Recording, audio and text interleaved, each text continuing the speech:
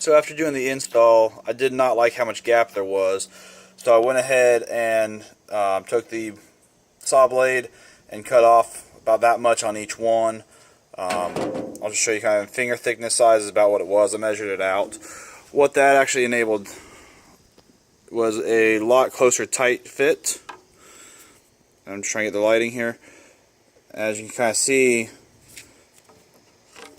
just how thin that now is. It is so thin, putting my fingers down in between, my fingers won't even fit down in there anymore. So it's a much better fit, a lot closer up to it. We end up having the top off of the Jeep since we have a soft top quite a bit.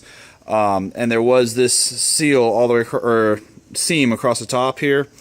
It basically was just a little bit of an open seam, and I had a feeling that water was going to get down in it.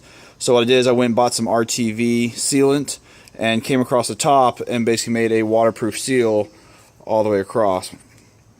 Came across the top doing that, and then I also came to the inside and put some in the lower corners across the whole part of it,